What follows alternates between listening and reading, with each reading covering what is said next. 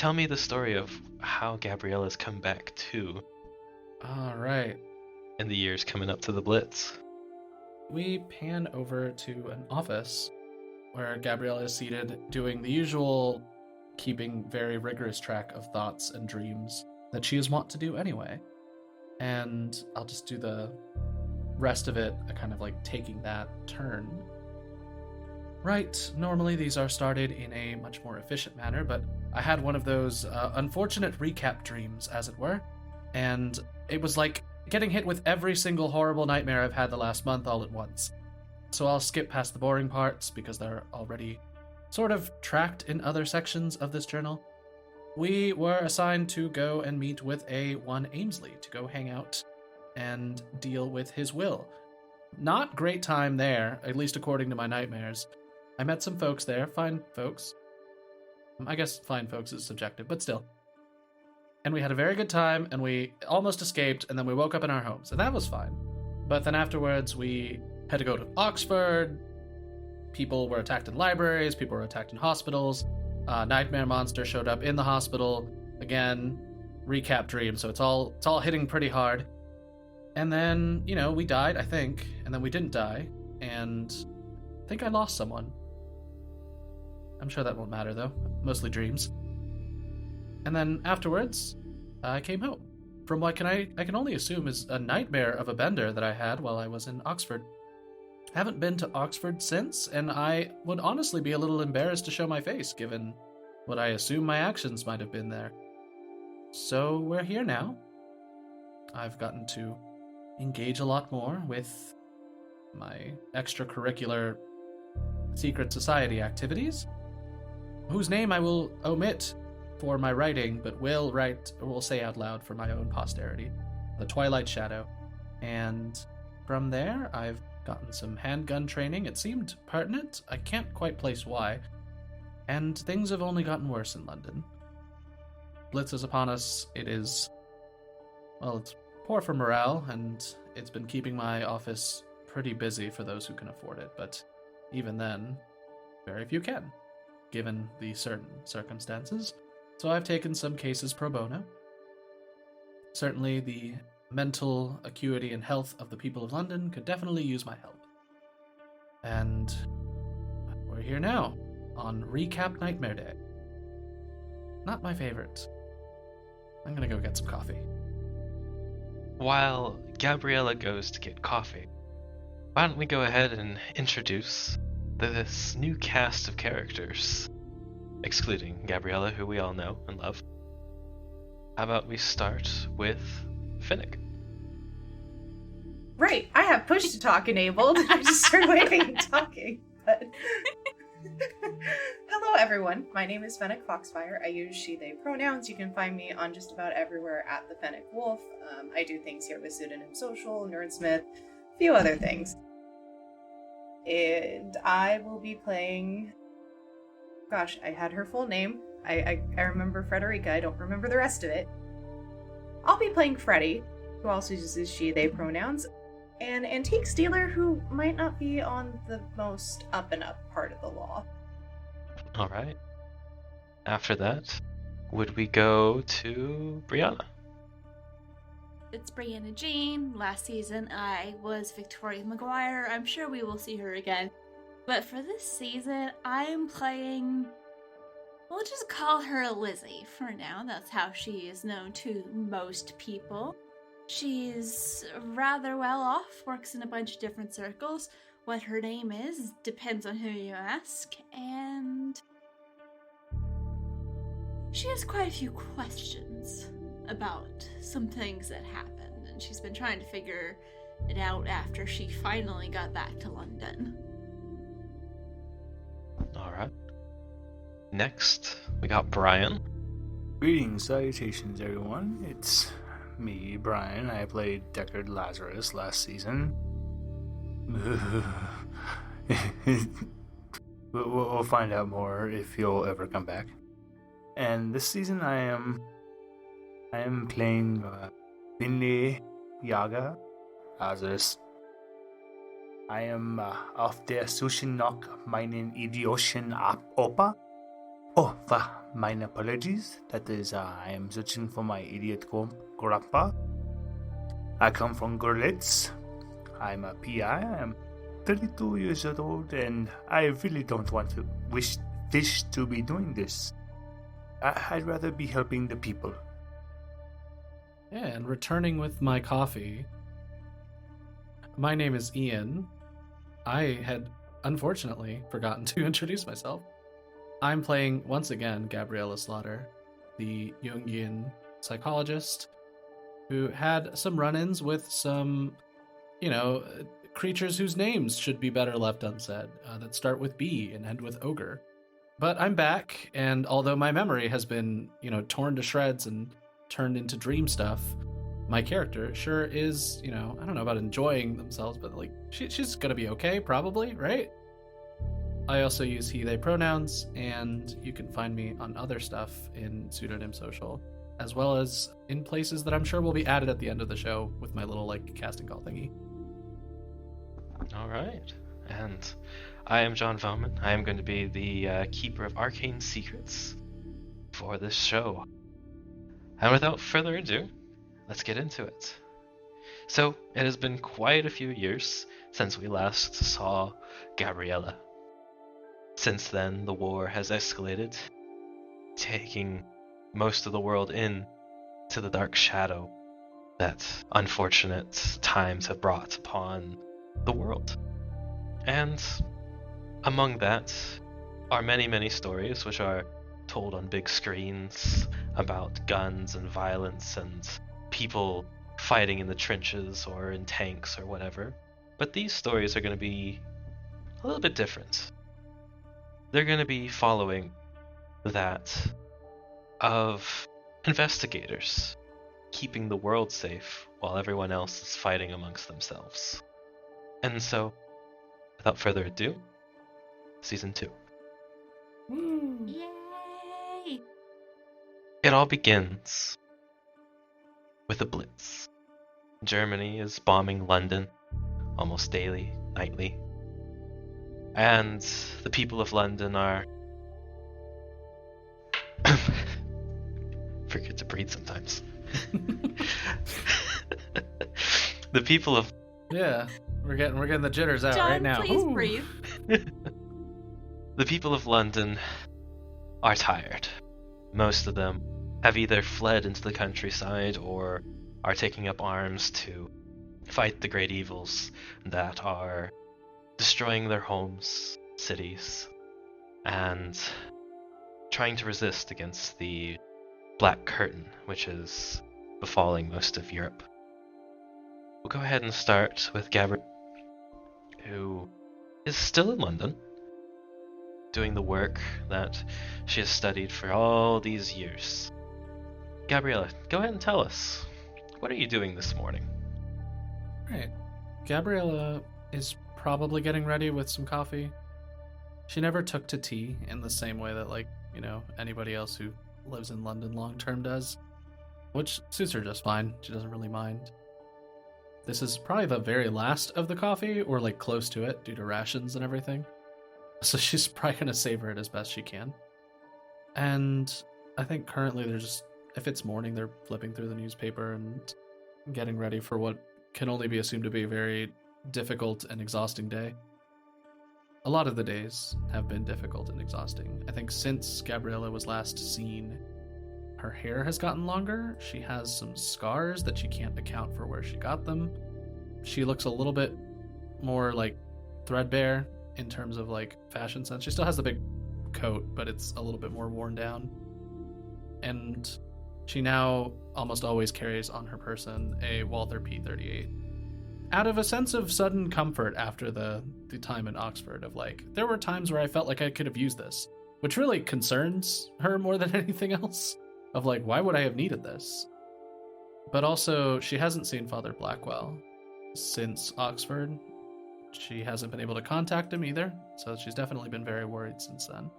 But after a while, even the big worries start to sort of meld into all the other anxiety. So she's finishing her coffee. As Gabriella finished her coffee, there's a knock at the door. Getting started early? All right. And she sort of puts the mug aside and folds up the newspaper and goes off to the side. Because I imagine she has it kind of split where her office is on one side and like everything she needs for that, and then the rest of her home is on the other, in the flat. So she steps out and goes to answer the door. And at the door, you see a Miss Goddard. You've gotten quite well acquainted with Miss Goddard. She's been living in the flat above you. She moved in a couple years ago. Just after you had gotten back from Oxford, you had seen the moving truck come in, and there she was. A woman who seems to do pretty well for herself. You're not quite sure why she would live in such a small apartment if she's always so well dressed and has all these amazing things. You've been up there a couple of times, but here she is in front of you, and she's... Gabriella, I was wondering, do you have any of that American coffee still? You know, I do have a small amount left. You know what, that I had a terrible night and I've had my fill, so I would be happy to get you some. And, mind Bosco, and I point at my Doberman. He's still here, he's just sleeping. But yeah, I invite her to go over to the little coffee pot and start making a little more. Alright. Yeah, that dog has more plot armor than I'll ever That have. dog will outlive us all, and I... Yeah. I am okay with this. So, she comes in and, have you heard the news? I do some light reading, but I prefer to hear it from other people. Well, last night, apparently, there was a shootout at the bank. Oh. Under the cover of the... Risky? Was anyone hurt? Well, it seems that the constabulary was able to prevent anything from bad happening to any of the tellers or anybody. But what was the really strange thing was that they were wearing German uniforms. A little far out of the way, aren't they? Yes, and to be robbing a small... Well, I mean, it was just the bank in this little borough of London. It wasn't like the National Treasury or anything. Right, that seems like a waste of resources is a good way to put it. Yeah. Strange. Well, she takes the cup of coffee out of your hand as soon as it's done brewing. But thank you for the coffee. I've been having the worst hangovers. Oh, Ran out of tea recently, and you know how it is after you've gone so long without caffeine. right. Mrs. Goddard, do take care of yourself. Just because it's a war out there doesn't mean it has to be a war in here, and I point to the brain. Absolutely. Are we still on for our Wednesday appointment? Oh, yes, of course. Alright, well, I'll see you then. Have a great day, Gabriella. Yes, you take care of yourself. Will do. And she goes ahead and walks outside, and Gabriella closes the door behind her. Which gives us some time to get into... Eeny, meeny, miny, mo... Finley! This? What is Finley doing in London this early in the morning? Getting some breakfast. And checking some possible leads. Do you go out to breakfast, or do you cook breakfast for yourself? I am a very busy man. I go out for breakfast. Okay. So, you go out to breakfast. There's a very nice cafe owned by a French woman who has just moved in. Yes, what could I get for you? Bonjour, mademoiselle. Bonjour. May I get a croissant and 1 cup of your finest black coffee? I'm sorry to say, but we are out of coffee. Oh, Could I get you some tea? that is fine. Absolutely, and I'm ready for you soon. Ah, thank you. And she goes back and she gets everything prepared for you. She hands you a cup of tea, and it's alright. It's not great. Rations aren't going all that well, and you know that we're probably getting down to the dregs. This is what the Americans usually buy. Finley puts on the best smile on his face and goes, "C'est magnifique." Ah, very good. Thank you very much. She rolls her eyes, and I know it is shit. I wouldn't drink that myself. I did not want to at least try to encourage a bad day for you. I understand times are tough. The Germans are the ones who are causing the bad day, so I must get back to work. Enjoy. Finley let out a sad sigh. Vay. Oh, Charlotte just isn't it so good.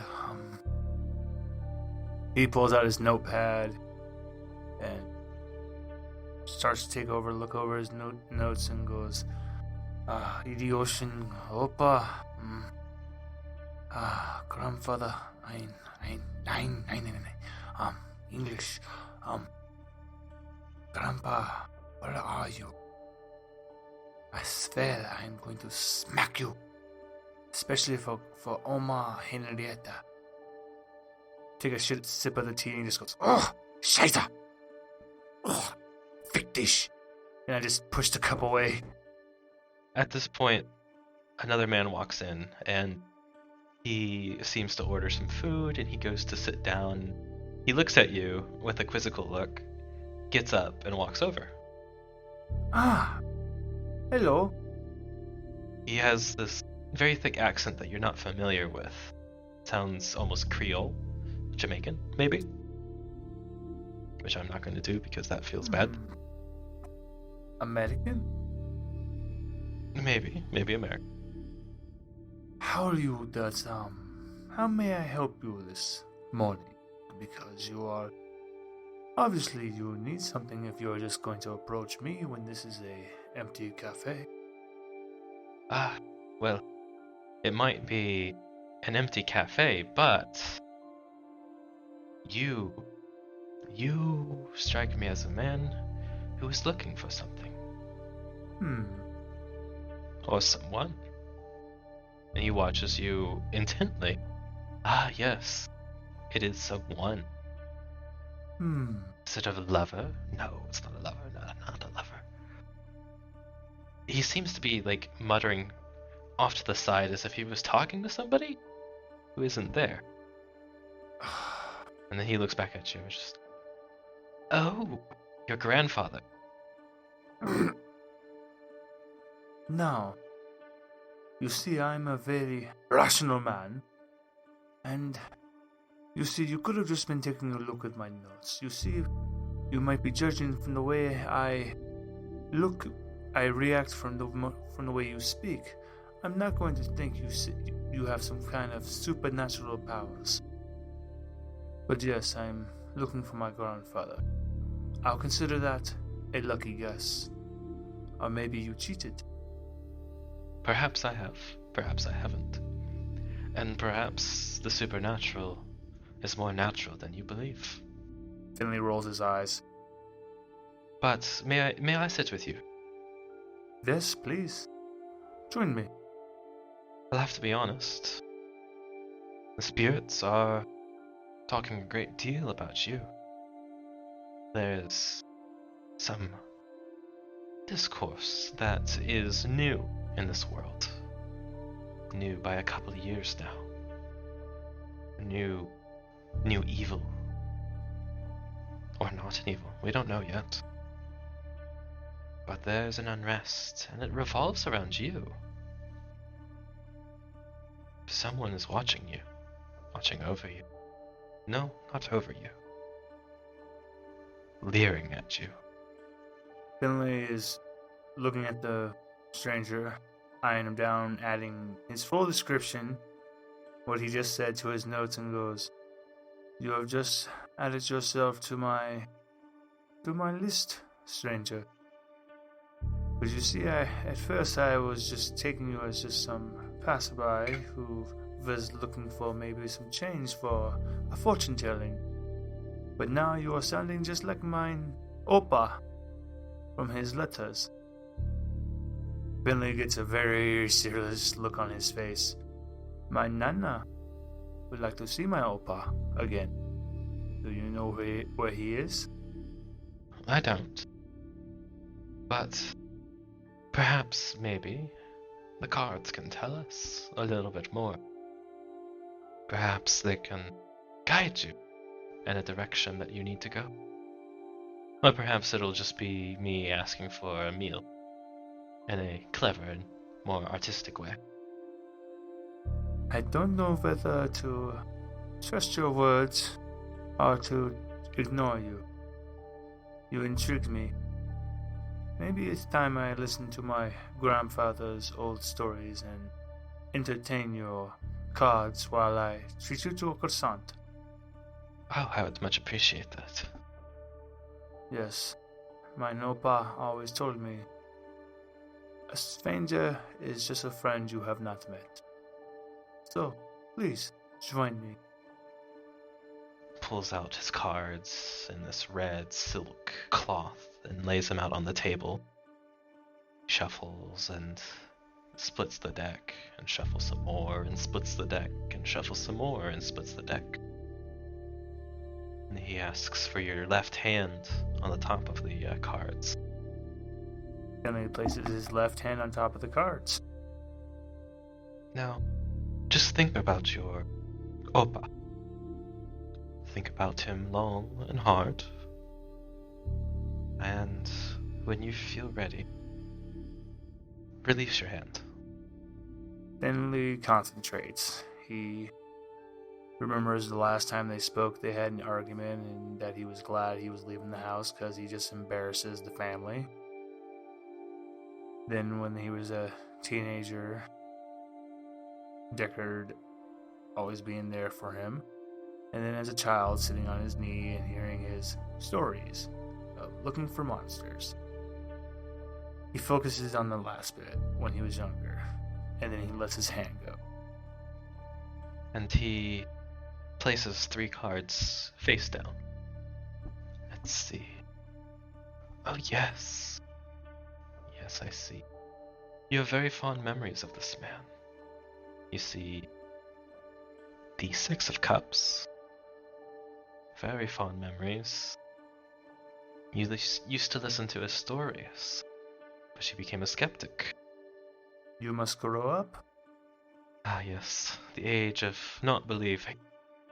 I nearly fell into that myself once, but here we are playing with overglorified playing cards. No? I have come to the age to learn to respect the ways of other cultures, and sometimes you cannot answer for what you cannot see or understand. Sometimes there's an answer out there. I'm learning to be more open to more things. He flips the middle card. You're present. Present, you are searching. You're searching in all of the right places, and soon the door will open up to you, and everything will come tumbling down as you see the tower. There's always hope after the tower falls, and there is always light in the darkness, but a storm is coming, and you will have to find some way to survive it and overcome it, if you wish to find him. If a storm is on the way, I will do as my Opa told me to always do. In the time of crisis, become a beacon, a light. So I will be that light in the storm, in the darkness. And I will reach my Opa. Thank you for the warning. Of course. Would you like the final card? Before you reveal this final card, takes one deep breath. Go ahead.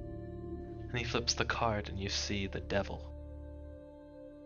There's fire and flames all over this card, and you see two ghosts being held by chains in the hands of this devil, with one hand up and one hand down. I see. The future is never set in stone. You can always change it. But perhaps look out for things that might try to bind you. I wouldn't want you to be like these lovers here, bound by the chains of their desire. I fear that if you do not heed that word, we may never meet again. But... And then you see the woman bring out a croissant. I think that's about as much time as we have. The spirits are pulling me away now. Thank you for the croissant. Oh, very welcome. And Finley stops taking notes about every one of the cards and underlines the final warning. Your words have not fallen on deaf ears. Good to hear. Thank you. He strides out. Yes. Curious. Now, what is Frederica doing this fine morning after a very terrible bombing? She is probably in her little tiny apartment. Just a little flat, like above a butcher shop or something, and just wakes up, groans into a lumpy mattress, and says something in Russian, like the equivalent of damn. Wait, why not the butcher shop? So it would be a former butcher shop, given what happened It's the last same butcher time. shop. Oh no, That's I canon. forgot! That's the best part. If the butcher shop is still standing, then that's good news, right? That's... Nope, that's Oh fine. no! I guess we'll find out. Oh man, a deep cut Is it? early on, love it. We don't know what happened. We All right, never so- found out what Oh, man. happened. There are other butcher shops in London, Not the but this one butcher is the same shop. one. No! I'm sorry. This one just happens to be this very same one. Yeah. Uh, Alright, back to it. That's No. rough. We don't 7 talk foot. about Oh, a God. Rat's lungs back. Alright, back to... When you call his that's name, rough. God. Yeah, really. Like you just roll some dice there. you don't know what you're gonna get. The vampires attack? You might get shot, you might have a chandelier fall on you. No. Mm-hmm. Oh. If Finley heard all this, he's just, never mind, I'm going home. You're more like the chandelier's Sorry. a higher possibility than getting shot. This is all just bloopers. Let's go ahead and restart that for you, Okay, but so Frederica, or Freddy, wakes up, very lumpy old mattress, kind of groans. We'll say that it's above a bookshop. Mhm. The bookshop has fallen on hard times, obviously, with the Blitz and everything and everybody moving out of London, but it's a small little loft, just big enough to put a stove to heat a kettle on and a couple bookshelves and a bed. On the far wall is a board that just has like different articles taped to it and bunches of notes and strings. But you don't need to worry about that now. That can come later. And she just stretches, says a couple words, mixture of like Russian and German, and goes to put the kettle on and wake up. Alright, as you wake up, birds are chirping, and you see out your window a couple of people are trying to clear out the debris that fell in the night. Not a pleasant sight, and as they are excavating it, you see a hand reaching out of the rubble. Ah, Unmoving. Scheisse. Roll sanity. Okay. Welcome to the show! I fail that. Welcome to the gang. show. Hey, pew pew pew pew. Alright. Yep. When I made the sheet, that's what it rolled for me, was 40, so. Oop. I'm so sorry. It's okay, I didn't realize I could say something, but we're here now. Alright. Ooh. Now roll a d2. Do I once again have the highest sanity of the group? And if so, how? I got a 1. All right. You lose 1 sanity. Yeah. Oh, okay, that's not Yeah. terrible. I gotta siphon you guys off at some point. So you see this and you drop whatever pan you have onto either the stove or the floor. And it's just hitting you. It's just not your morning. It's terrible, it's bleak, it's gray, it's raining, it's London. Fucking London. Alright, why am I still even here? Well, as the morning progresses, you eat and you head out into the world. Where do you go? She would get dressed. It's a very newsy style kind of outfit suit, but it's still feminine enough to look. It's a skirt and everything, but it looks like pants from far away. They would head to the antique store they help run and just start kind of going through the whatever they got and starting to appraise whatever's there, and just, typical day trying to ignore what's going on in London. Alright, and you see news sellers on the road, you see people excavating buildings. Not too unlike the one that you saw earlier, but seeing hands coming out of the rubble. And you get to where you're going. Yeah, that's probably an antique shop, but it's called like the King's Crown.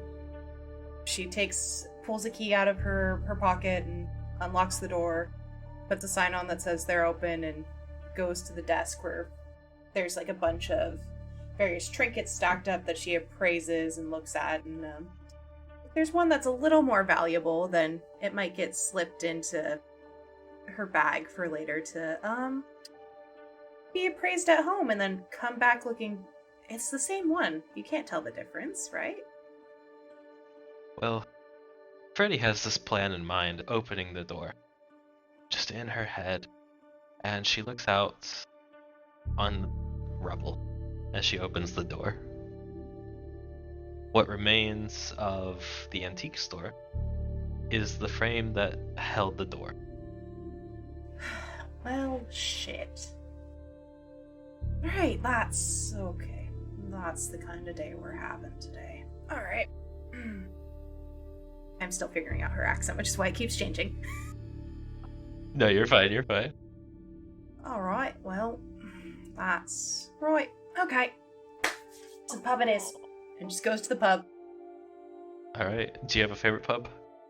It's probably one that she's gone to, since pubs in England are more like kind of communal dining spaces. It's probably one that's like 2 blocks away from work, and they know her pretty frequently. Alright, you get there and it's closed. Bullocks. Fucking bullocks.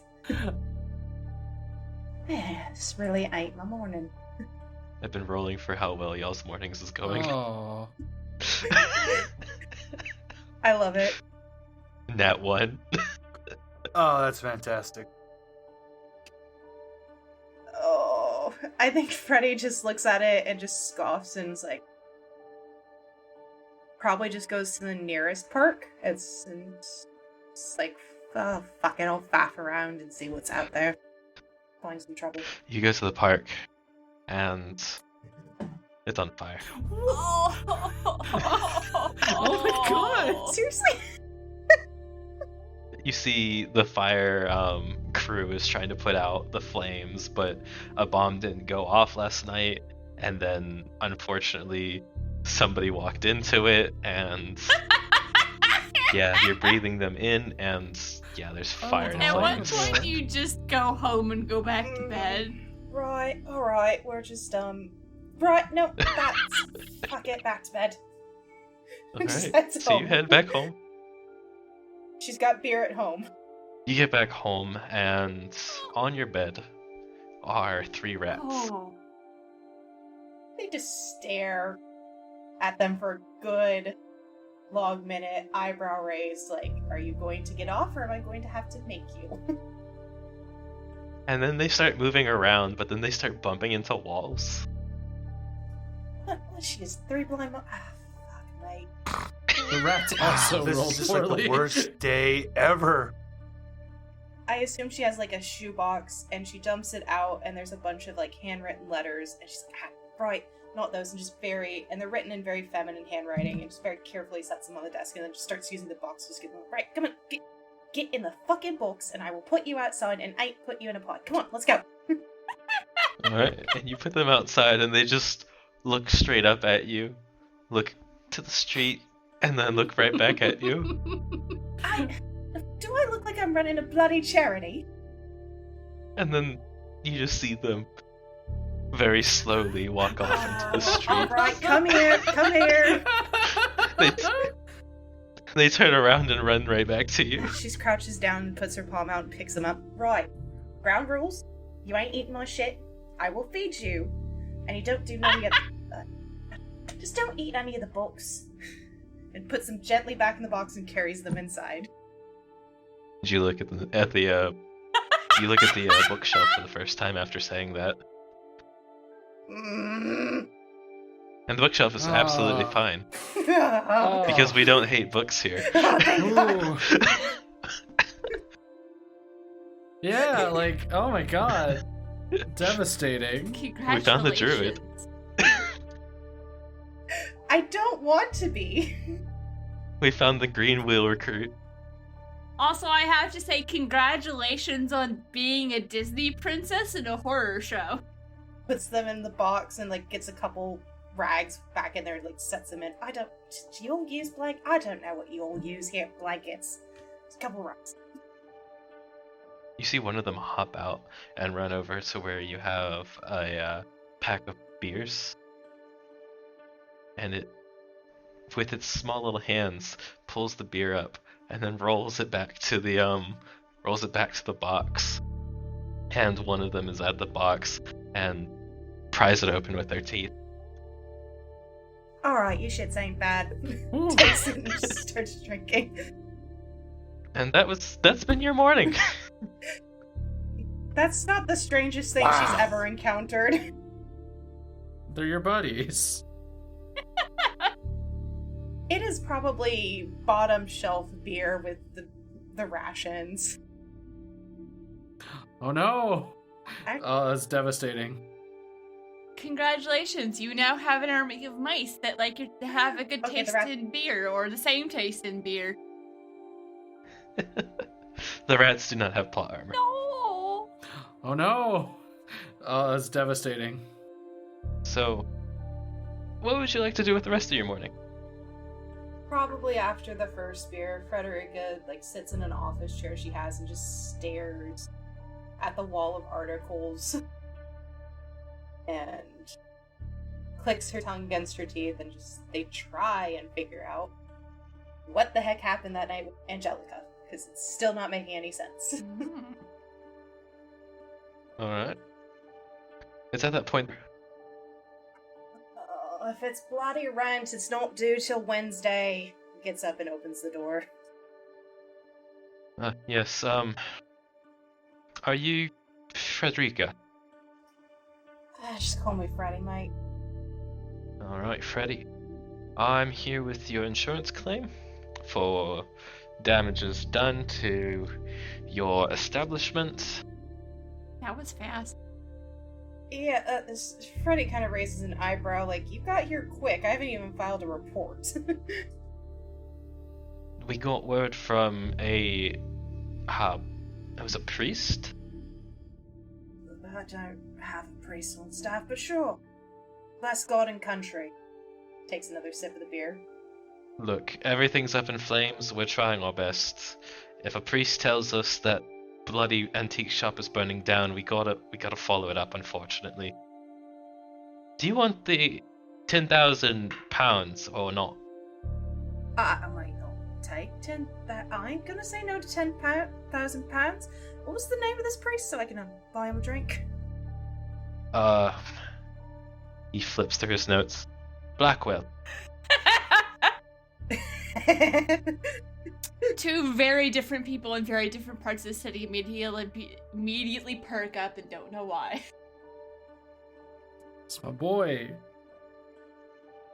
Some priest by the name of Blackwell. Right. Don't suppose he left an address that I can look at. No. No, he didn't. Right. It shouldn't be too hard to find him. Alright. Hand it over. He writes out the check, hands it to you. God save you, God bless the Queen, yada yada yada. Yeah, I don't care about the Queen. I'm American. That's fair. And he leaves, because in this world, all insurancemen are Americans. Frederica just sighs and actually puts on men's trousers, because if she's going out to deposit money and then find this priest, because how the flip did he know about her place falling down? She's gonna be in sensible pants while doing so. Alright, and as you're getting ready, the rats are looking at the check. What, you want to come to the bank? They look at you and they shake their head. And then they grab the check and start running. You little shits! Oh no! Goodbye, check. Why would you put it where they can get it? She just starts chasing them around the apartment while trying to grab them and the check without ripping it. Goodbye, 10,000 pounds. Rich, rich. Oh no. It was on the table! 10,000 pounds. $2. It was a lot of money. 41. Holy shit. Yeah, that's why she's chasing the rats. $2 million? Did you overbook it a little bit? You just... Jeez. She had to put on pants. Alright, so the rats are taking off with $2 million.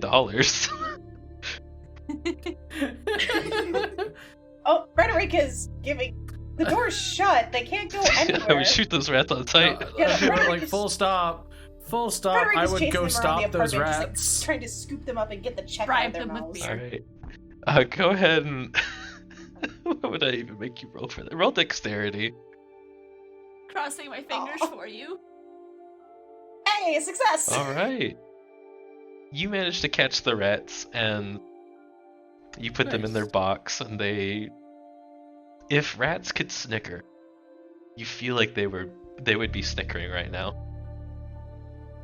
Because that's the type of sound that's coming out of their mouth as they open another beer. Listen here, you little shits.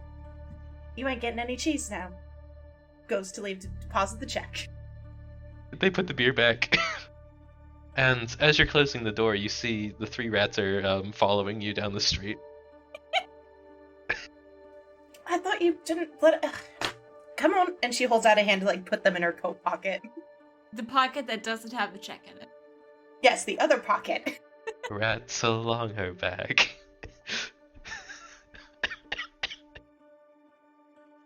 Anyways. Surprise, I'm Bruno. I would like to voice that with the confidence in which you brought in the rats and all the hijinks that they got up to, I thought they were pre-planned. Like, I thought you just like, yeah, No. and also my character has 3, like, comic relief rats in case we need a moment to, like, breathe. I just roll with it. Alright, next up, Oh, man, that was great. Me. Brianna. Lizzie. Charlene. She hates it when people call her that. Tell me. She hates it so much. Well, guess what? I'm the keeper. That's a PC. So, Lizzie, what are you doing? It depends if she has a job to do or if she has a free day. She has a free day. So, since she got back to London, which took a lot longer than planned, she's been trying to piece together what happened a couple years ago. And she hasn't found a lot. Like, how much would she have been able to piece together? Go ahead and roll investigation then. Okay. There's intelligence. I don't know if I can't. Yeah, go ahead and do intelligence. Yeah, so that's a 32 and my intelligence is 70. that happened pretty well for you.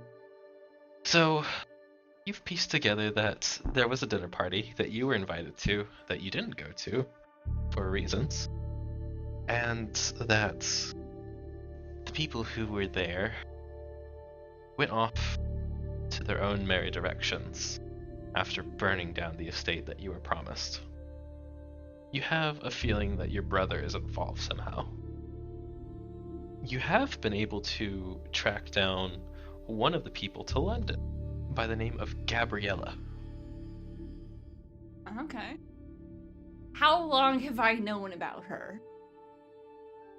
You have just recently known about her. Okay. Just after your manor was burned to the ground, something happened in Oxford which involved a Gabriella.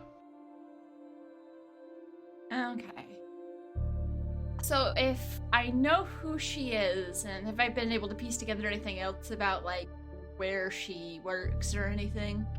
Actually, yes. You found, in the wreckage of your father's house, you found a lockbox where he was keeping records of his communications between Gabriella and himself.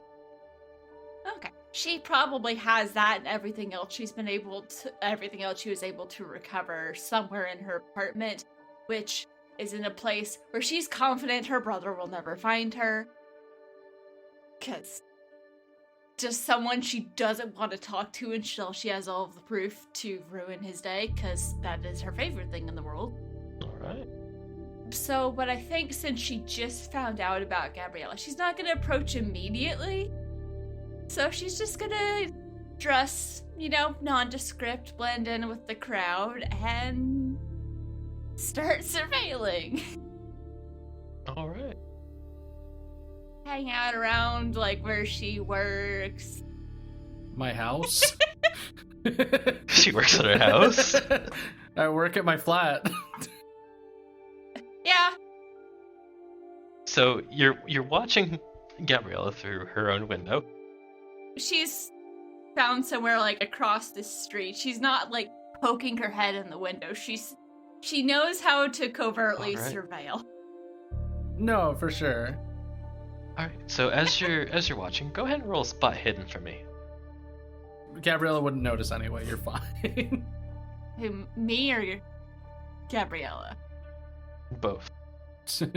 Let's see who eyeballs the best. It's still not letting me roll, but I got a 59 out of 25. I don't notice anything. I forgot it. My spot hidden was really high. So I got a 67 out of 70. I needed a hard success from you, Gabriella, but I didn't mention that. So Oh, it's okay. yeah, so beginning of the day, nothing really happens. You're watching the flat, you're watching as she works, and you see a lady come down and ask for something and then walk out with a cup of coffee.